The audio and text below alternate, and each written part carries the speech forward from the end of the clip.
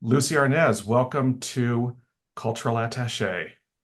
Thank you so much. Nice to be here. We're going to talk about your show, I Got the Job, which you'll be doing at Catalina Jazz Club in Hollywood on October 22nd and 23rd. And for those in San Francisco, on October 30th and November 1st at Feinstein's at the Hotel Nico. Yep. And because you never rest, in between that, you'll be doing an intimate evening with Lucie Arnaz for 3 nights at the Purple Room in Palm Springs. That's true. It's the first time I've had them quite so jumbled, with two different shows back to back, but it should be fun. It should be fun, absolutely. So before we get started talking about that show, I want to ask you about something your mother, who, for those who somehow have lived under a rock and don't know that Lucille Ball was your mother, is quoted as having said, she said, "I'd rather regret the things I've done than regret the things I haven't done." I think, As you were putting this show together, what role did time and perspective give you in reviewing the jobs you got and the jobs you didn't? well, I guess an awful lot. It's a good question, actually, because you look back on it now, several decades after you've done some of these shows, and the choices I make, even to pick the material from the show. Sometimes I picked songs that my character didn't even sing because another song means more to me now, and there's a better story that goes along with it or something. In this particular show, I'm not 100% sure that it affected what I choose to sing. I'm doing another show that's really about life in general. Like, you get to a certain age and how do you view certain situations, and you view them differently if you've grown up a little tiny bit as you mature than you do when you're in your 20s. And that's an interesting show to do because there are just certain songs that I'm not going to sing anymore because I don't believe the philosophy of them anymore. But this show that's going to be at Catalina and the one that I'm doing up in San Francisco is really, it's my most authentic show to me because it really is how I started and how I got from point A to point B, and by playing all these different characters. So each and every song is a little scene. It's a playlet from that show, even if I do it in a little bit different way. But you know what? That's true of all songs anyway. I mean, to me, performing a song is always a scene. It's always about the lyric, it's about the story. It's I choose songs because of that. And we chose the material in this show so we could tell good stories, meaning not just the patter in between, but the song itself is a great story. Now, you were supposed to do this show um, back in, I guess, in 2019, and then the pandemic happened. Yeah, it was And then 2020, early early 2020. 2020, I guess the announcement I came was, out in 19. yes. And there were like, it was the busiest we had been because I had just opened this same show and I got the best reviews probably we've ever gotten for any show. It works. It really works. We were so excited. We booked like 13 dates in a row. So it was really like a little mini tour, and I was so excited. And they all just had to go. That was it. It's over. And then it was a 2-year wait. And a lot of the clubs we were booked in couldn't afford to have you back. Some didn't even survive. They were gone forever. And I'm still rescheduling those cancellations today, like finally getting around to playing some of those gigs now. So it's a show I've been doing for a lot longer than I thought I would be, only because I never got a chance to actually take it around. So when you have that kind of downtime, when the whole world faces, a crisis like that, I don't know about you, but I know my husband and myself, we started thinking, okay, so not knowing how much more time we have, you know, and being faced with this once in a generation pandemic, our perspective and our priorities started to change. And I'm wondering if you went through a similar journey like most of us, and if that had any impact on the show that you're doing. That didn't have any impact on the particular show I'm doing now, because those stories are, and those songs are from an era. They're specific to, it's like, let me tell you about, they're theater stories and songs that I loved from some of these shows. And together they make a nice evening of entertainment. It certainly did have an effect on that other show we are putting together, because yeah, you reevaluate your priorities, when that happens. And also you find that what you think is going to be terrible and boring and horrible, you kind of get to like the time with your husband, the time where you can just think and write and watch movies you haven't seen in forever. And I had my grandchildren, some of them were nearby. And so I got to spend incredible time with them that I may never have had when they were young like that. It did make me appreciate life. I'm sure a lot of people felt like that. And actually, people got so comfortable and realized that, hey, we don't need all that other extra stimulus. We kind of are okay by ourselves, which is a really good thing spiritually. But it's also hard on clubs to find out that people don't need to go out all the time. They stay and have barbecues at home because they got used to doing that. And it's nothing wrong with that. Yeah, I don't know. I can't. Those were two very long years not being able to go to a show, Well, not to that's see true. a That's very concert. true. That certainly was. Or to do a show. For those of us who actually do shows, I started to think the hardest part for me was that I realized it's everything I am. My creativity, I'm nothing without what I actually do. And I couldn't do it. And a lot of people in my business started doing it in their living room. They did tapes. If they played piano by themselves, they could do. Billy Stritch did a whole, show every Thursday from his house. And I can't do that. And I wasn't going to be one of those people who stood in my living room and punched a tape recorder and sang to a track. I just went like, oh gosh, no, no, thanks. I'm not going to. So I didn't do anything like that for the longest time. And that did start to make me a little stir crazy to But you not. have worked a lot. I think a lot more than people realize. And I Yeah. want to take you back to when you were 22, because you appeared in two productions of musicals that are actually on Broadway now. You were Princess Winifred in Once Upon a Mattress, which was in Dayton, Ohio, and you were Sally Bowles in Cabaret in Flint, Michigan. Mhm. Um, what resonates with you most about that time of your life being in those two shows? Oh, just the most amazing opportunity to really learn your craft. You're in regional theaters, or what they used to call summer stock in those days, and you had to put a show together with a week of rehearsal. So you better come knowing your stuff. And I had been trained, on live, three camera, live audience television, which we did sort of the same way. We had a week to put a show together and know everything you're going to do and then perform it, less than a week, 4 days. And but to be able to go out into these audiences around the country, I was at San Bernardino with Cabaret, and then Flint, Michigan, and did Little Abner out there with the Kenley Circuit in Ohio, and then came back Once Upon a Mattress. I guess Mattress was my first. And I just loved it. I loved that you had to work as a team and get that show on in such a short period of time. And um, it was just fantastic training, really. I love it. And I made a family of friends that I still have to this day, because you're all in the trenches together to get that to happen. What is easier to put together, a Princess Winifred in the course of a week or to put together a Sally Bowles in a week? Because the old adage is, dying is easy, comedy is hard. Is it tougher to bring a whole comedic character to life in a matter of a week, or somebody as tormented as Sally Bowles? I think it's equally challenging, because, for example, you're using the example of Once Upon a Mattress. There's so much physical stuff to do in that show, the climbing and all of the Pratt Folly type. She was a real interesting character to play, and you had to be really good at it to make it look really bad, to make it look foolish.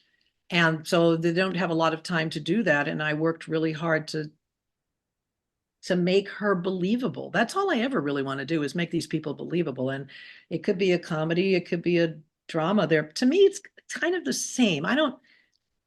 My mother, you mentioned her in the beginning. She always was believable, and their writers were so good that they wrote situations that were crazy predicaments. You would think, how on earth? But they were so brilliantly constructed that you believed what they were going to go do. And as long as that's written that way, then you can just fly with it and say, this actually could happen. And I always wanted to make sure that any character I played, whether she was a crazy, funny, supposedly funny thing, or a Sally Bowles, because Sally's pretty funny too, depending on how you look at it. But as long as you believe them, and you got to find the vulnerability, you have to find out what's a common denominator with most people. And I think that's the same for drama or comedy. I try not to distinguish the two because I think they're equally difficult to pull off. You got to make sure you're believable. Well, I have a theory. My theory is that you have inspired Sutton Foster because Sutton Foster is, of course, playing Princess Winifred now, and she'll be in Los Angeles at the end of the year with the same production. That's good. She also took on your role in 2010 in a one night only concert performance of They're Playing Our Song. So I have to assume at some point you've inspired Sutton Foster. That was great. I was there actually. Robert Klein and I went together to watch her do that with Seth Rudetsky, and it was wonderful to hear that score again with a full orchestra on stage. And she was adorable. I had to pass the torch. Last year I spoke to Gavin Creel, who was doing Into the Woods, and In my heart. who I missed so desperately because he was the loveliest guy I think I've ever spoken to. Yeah. But he talked to me about his time in Chicago working on Bounce with Stephen Sondheim, and I think Hal Prince was working with back working with him again on that. And he talked about what the experience was like to be in the room and watching people struggle to do the best work that they could for a given show. You've been in that situation several times, and They're Playing Our Song is one of them, where you got to be in the room with Marvin Hamlisch, with Carole Bayer Sager, with Neil Simon to go from, rehearsals to I guess the first production was in Los Angeles at the Ahmanson Right. before going to Right. New York. What was that experience for you, watching how the sausage was made, as it were? That is such a gift. I can't tell you. It's only happened to me twice in my life where I could be in the middle of the making of a brand new musical. And it's always a little different. When I did Witches of Eastwick in London with Cameron McIntosh and all those gals and stuff, it was a slightly different experience, much bigger deal, all the flying, and it was Cameron McIntosh and it's bazillions of dollars and whatnot. We were doing a 2-character musical in Los Angeles. We had 3 weeks of rehearsal. Witches had 4 months. So 3 weeks of rehearsal, they mounted that whole show for $800,000 back then, 78. It was October of 78 when we went into rehearsals.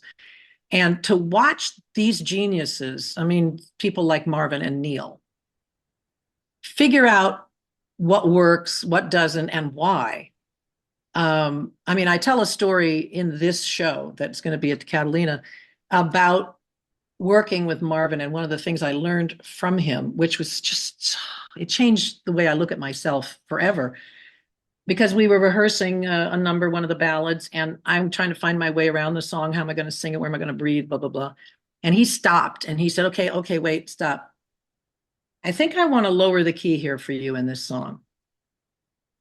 Oh, I was so devastated. I was so embarrassed. I mean, people heard him say that, and I went, oh, Marvin, I'm so sorry. I know I can hit these notes. I'm not, listen, I kind of go at it easy in the beginning. And then when he goes, stop, stop already? You think I'm married to these notes? And I looked at him like, what are you talking about? He said, Lou, I hired you for the sound, the quality of your voice. Every instrument is different, like a trumpet is not a piccolo isn't a harp isn't an oboe. You have to respect the instrument that you're given. That's the first time anybody ever said anything like that to me before. And I think it's probably the first time that I ever said to myself, you're a singer. You could do this, like just do that. I was a singer. A composer like Marvin Hamlisch wanted to write a song for me. It changed my life. And then to watch Neil watch us try to stage a scene. Now, he's Neil Simon. He's the most prolific comedy writer, musicals and stuff. And we're trying to stage this one scene, the Quag scene. And most of the scenes were staging themselves so easily. And this one, we tried everything. And our director, Robert Moore, was racking his brain. And I'm watching Neil Simon in the back of the room, and he's chewing on his glasses like that. And he doesn't look happy. And I got really nervous because I thought, what if I get fired? What if he decides these kids are not the right kids for my stuff? And he got up and he left. I panicked. And we finished the day. We still didn't stage the thing properly. And the next day he came in and handed us all new pages and said, when anything is that hard to stage, it's always the writing. He just went home and rewrote it. And he didn't even rewrite it that much. He just like tweak, boom, it staged itself. I just loved that he didn't sit there and blame somebody else. He's like, okay, this is me on me. I got to go fix this. And that was brilliant. And it's not like there wasn't any pressure on Marvin Hamlish. I mean, he'd only had this little show called A Chorus Line Chorus line. Yeah. before they're playing our. Yeah. Yeah. I mean, before we did They're Playing Our Song, he was the most renowned accompanist anywhere and arranger. People don't ever talk about that he was a composer and all of that, but he was this magnificent arranger. So way back when I was like in my early 20s, like 21, I did a television show called Words and Music, which is back in the day when they did specials like ABC Special. And the people in it were just ridiculous, like Leslie Uggams, Wayne Newton, Stephen Eady, I forget, amazing, amazing, amazing people. And me, and I was just this little kid on television. And Marvin did this wonderful arrangement for me. And I sang something from Seesaw because I had starred in Seesaw on the national tour. And they didn't get to me, of course, until 2:15 in the morning, 2 a.m. Because, of course, then they're going to film everybody else. Like the big stars are going to go first. And they said, don't worry about it. We have a nice guy who's going to play for you while you sing. I'm singing live, but to a track, but he'll be there and he'll play along with you and help. And I turn around and I look at 2 a.m, and it wasn't the guy they told me was going to be there. It was Marvin. He said, I couldn't leave you to do this all by yourself. And so he played for me at 2 a.m, and he helped me so much after They're Playing Our Song when I started doing concert work. And he threw some wonderful arrangements my way and helped us figure out what to do with symphony charts and stuff like that. Man was, plus his humor. I don't know if you knew Marvin Hamlish, but one of the funniest people that ever walked the face of the earth. Yeah, He I could never. help you get through anything.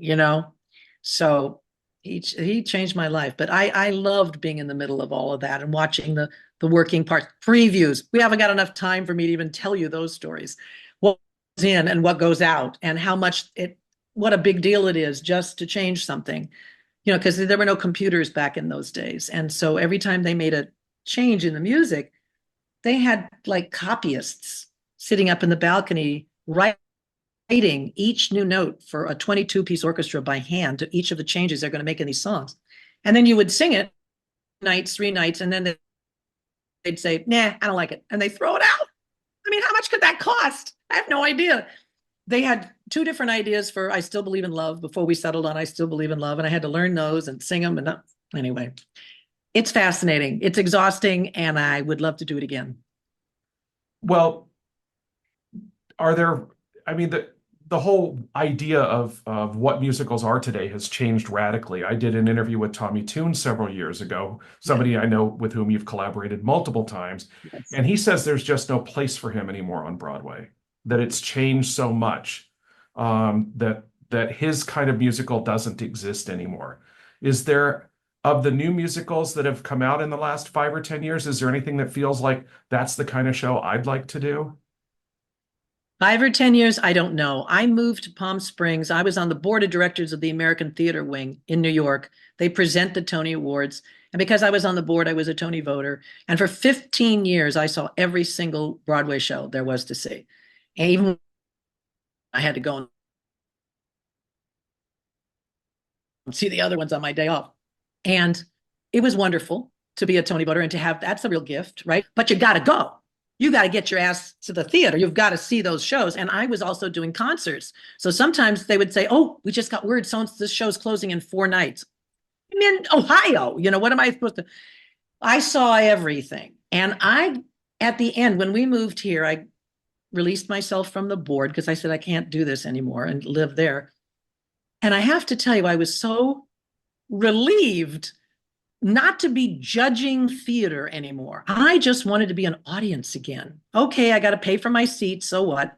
I'm not going to get the aisle seat in the 12th row anymore. Who cares? I want to just be an audience. I want it to just wash over me and let me just experience it as opposed to checking out the directing, the thing, and making notes because you're going to have to vote at some point. Ugh, it's just the worst. I don't ever want to have to do that again.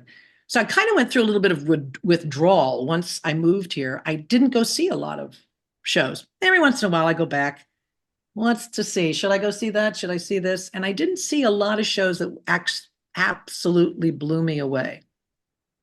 I'm not sure. I think there's a lot of great stuff on Broadway. You'd have to mention 2 or 3 shows and let me see if I saw it. I mean, people are going to throw things at me and not come see my shows anymore. But I went to the first preview of the new Sunset Boulevard.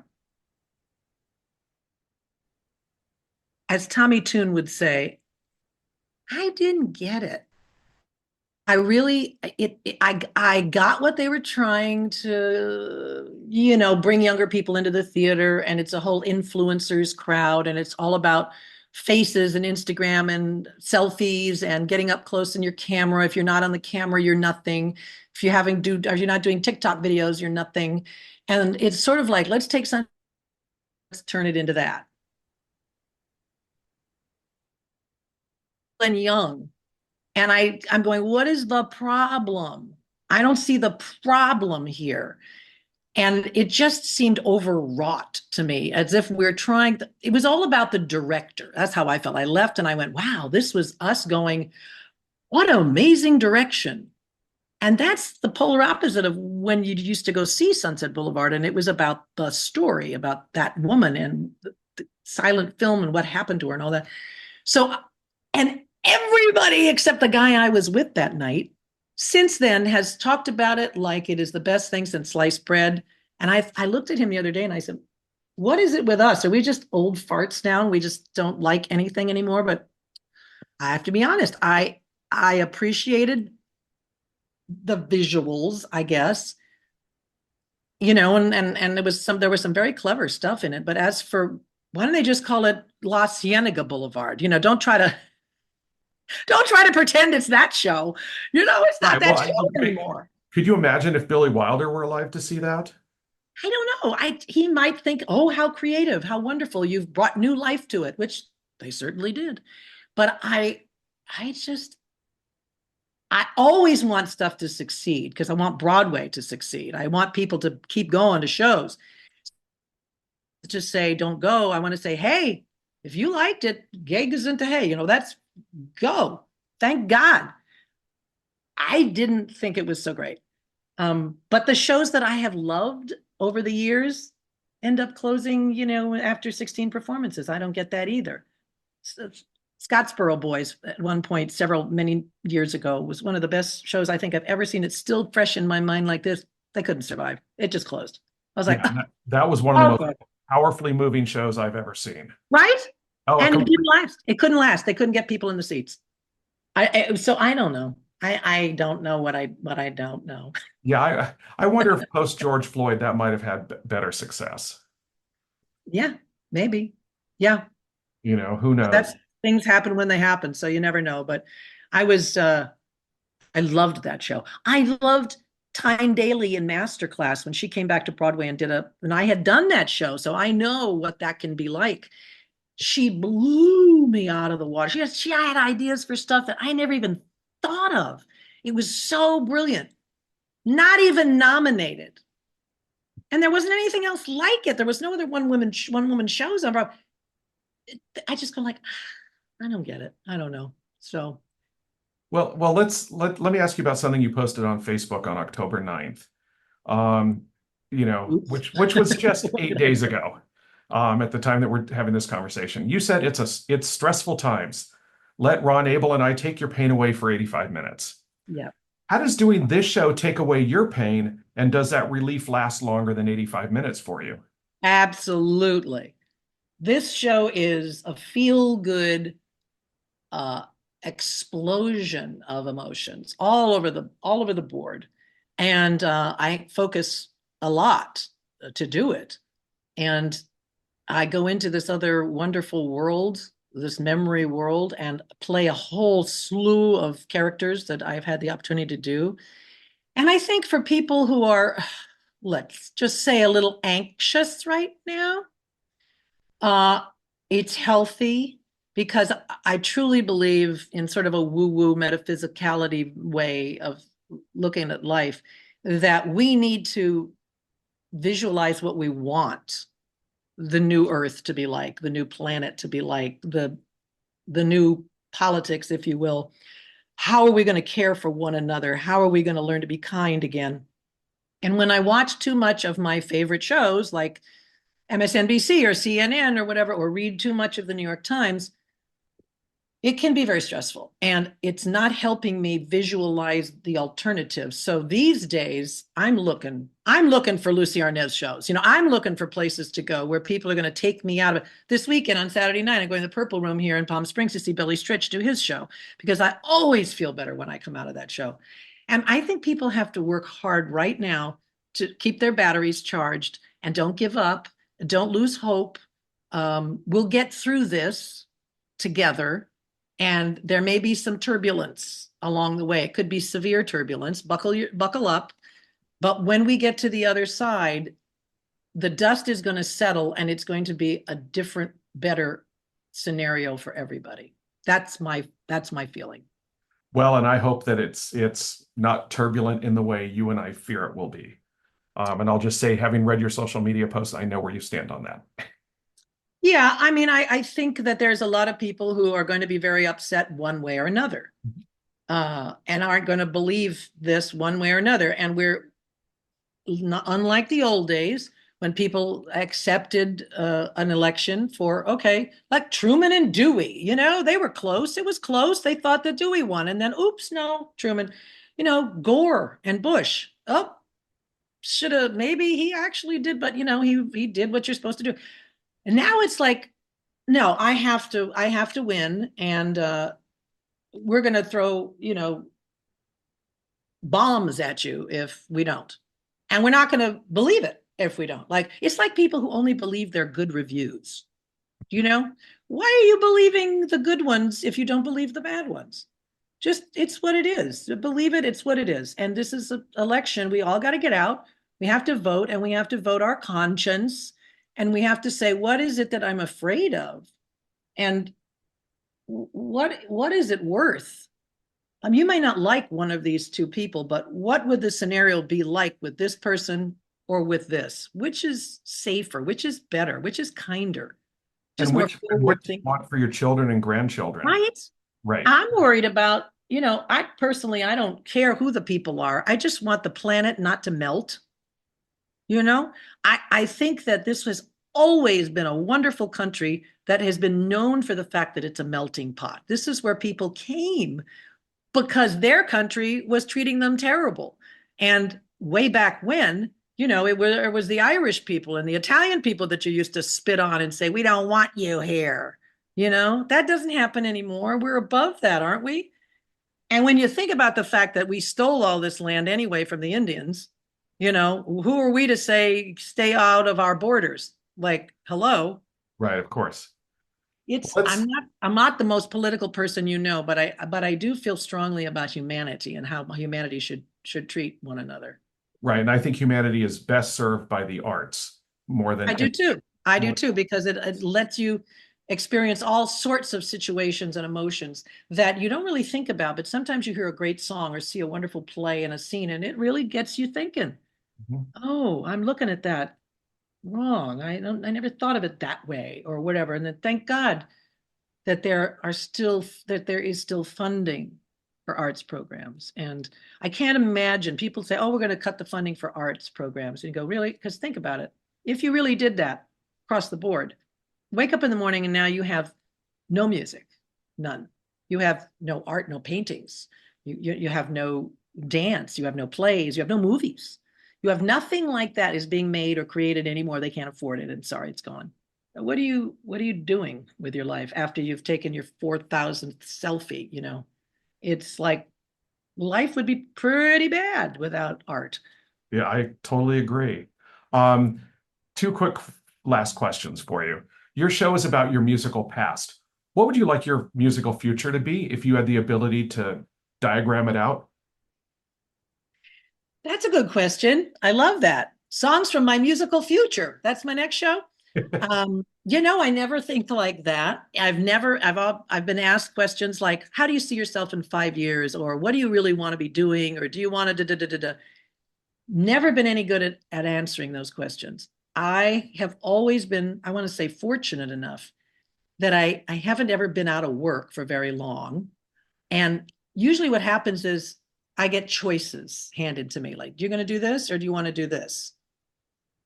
Well, they're both good. Maybe I'll go. And it's just up to me which road I take. So I've diverted many, many times and done, oh, suddenly I'm not acting, I'm making a documentary, or suddenly, I'm on a trapeze and I'm touring the country doing Pippin.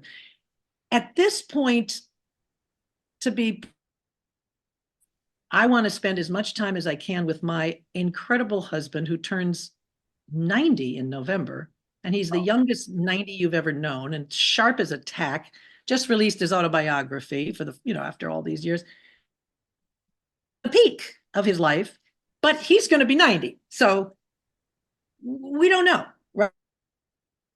I want to spend every bleeding moment I can being with him. And so to be in a Broadway show right now or touring in a show is something I will not do. I'm just not going to do it.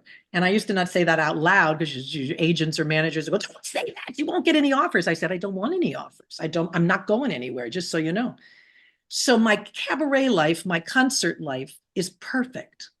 I love it. I love singing this stuff that we do. And we're always doing new shows.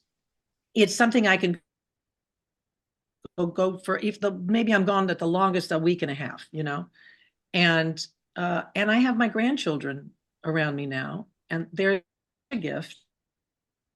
My kids, all three of my kids and one of my stepchildren live in this area, and all three of the grandchildren who used to be scattered all over the place suddenly are in the Palm Springs area.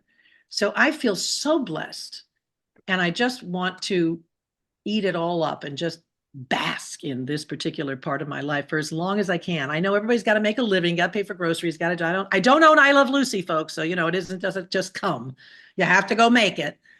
But I've put money away, I've invested wisely, and now is the time at this point in my life to make use of it, to spend it on yourself and Well, I'm going to ask you to go back in the time machine one more time, and that's to September 17th, 1967.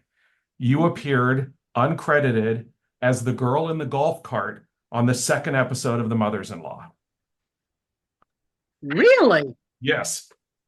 Wow. I don't even remember that. What would you tell that teenage girl about what her life and her career would be?